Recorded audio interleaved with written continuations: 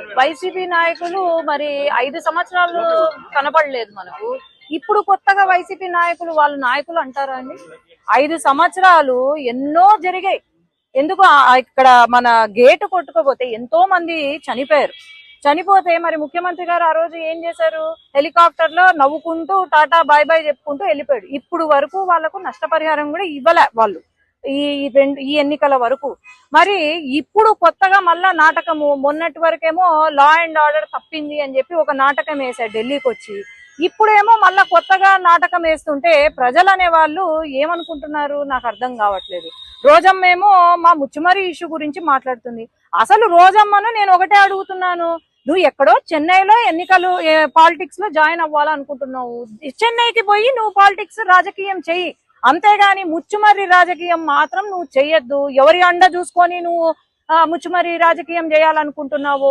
10 రోజులు జరిగిన వెంటనే మేము ప్రతి రోజు అక్కడే ఉన్నాము. అక్కడ ఎవరైతే ఉన్నారో పోలీస్ డిపార్ట్మెంట్ గాని, మళ్ళీ పైన హోంమంత్రి గారు గాని అందరూ వచ్చారు. ఒకటే ప్రశ్న రోజమ్మకు, నీకు నిజంగా ముచ్చుమర్రి పైన ప్రేమ ఉండుంటే మరి నువ్వు వచ్చినావా? నువ్వు వచ్చి పరామర్శించినావా? లేకపోతే ఈ వరదలు ఏవైతే ఉన్నాయో వరదలలో నువ్వు ఏంటి, నీ రోల్ ఏంటి? నువ్వు మేకప్ వేసుకొని అక్కడ కూర్చొని మాట్లాడడం కాదు, నువ్వు ఏం చేసినావు? కనీసం నష్టపరిహారం ఏమైనా 1 రూపాయి ఇచ్చినారా? లేదు.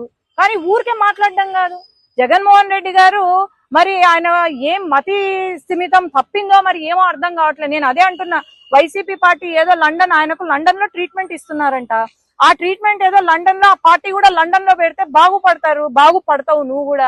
ఎందుకంటే ఇక్కడికి వచ్చి రాజకీయం చేస్తే ఎవ్వరూ ఒప్పుకోరు, అది ఈ టైంలో. చంద్రబాబు నాయుడు గారు ఆయన ఏజ్ ఎంత అండి?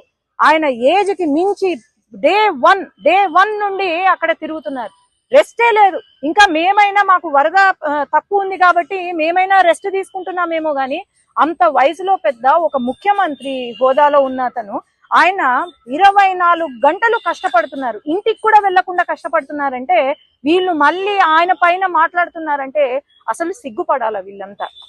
అదే గనుక ఈ వరద గనుక వైసీపీ హయాంలో వచ్చుంటే గనుక మరి ఏంటి పరిస్థితి? ఈరోజు వైసీపీ బోట్లు కొట్టుకొచ్చినాయి బ్యారేజ్ కి, ఎందుకు వచ్చాయి? ఇవన్నీ ఆలోచన చేయండి, ఎవరు దీని వెనకాలండి చేస్తున్నారు.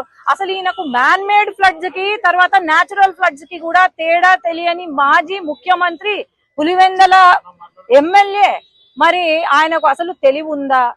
ఏం లేదు. ఎవరో పక్కన పాపం సజ్జల లేనట్టున్నాడు, పక్కన సజ్జల లేరు, లేకపోతే వేరే వాళ్ళు ఎవరు లేనట్టున్నారు, ఎందుకో గ్యాప్ ఇచ్చినట్టున్నారు, ఆయనకి ఇష్టం వచ్చింది మాట్లాడుతున్నారు.